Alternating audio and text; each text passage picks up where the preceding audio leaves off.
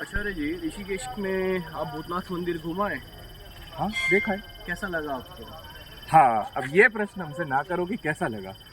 बड़ा ही हृदय विदारक, दुख देने वाले दृश्य हमको भूतनाथ मंदिर में देखने को मिले। जब हम यहाँ आए तो बड़े उत्साह और आनंद में थे कि भूतनाथ जी के दर्शन करेंगे।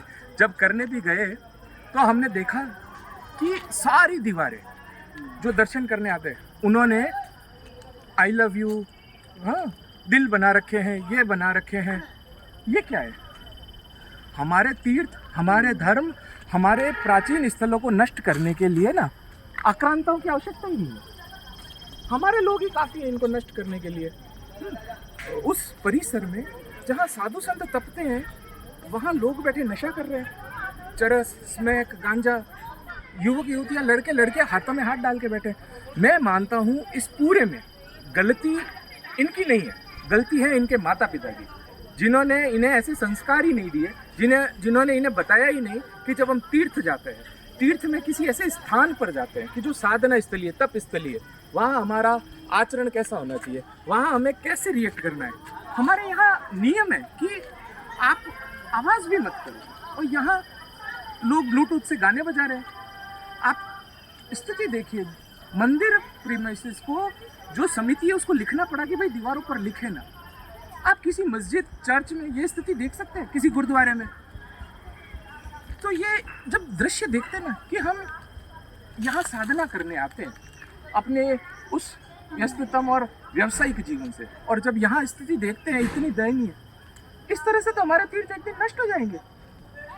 और उसके जिम्मेदार कौन? हम स्वयं।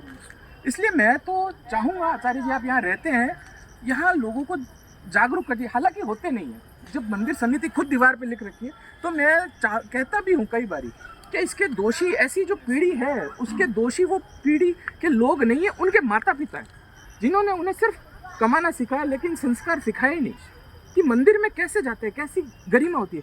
फटे हुए वस्त्र पहने हुए, आधे वस्त्र पहने हुए आप शिव के दर्शन करने आ रहे हो, ये कौन सा संस्कार है?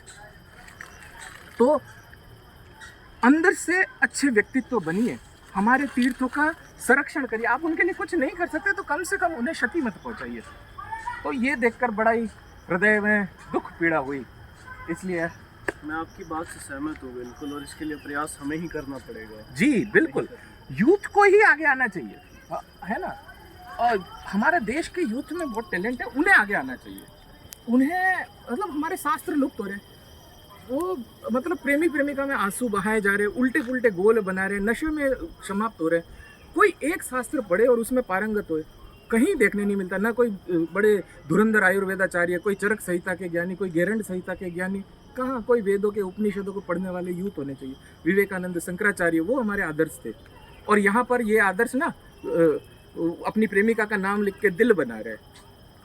तो ऐसे तो हमारे देश का भला नहीं हो सकता। हमें दुश्मनों की आवश्यकता ही नहीं है, हम स्वयं ही काफ़ी अपना विनाश करने के लिए।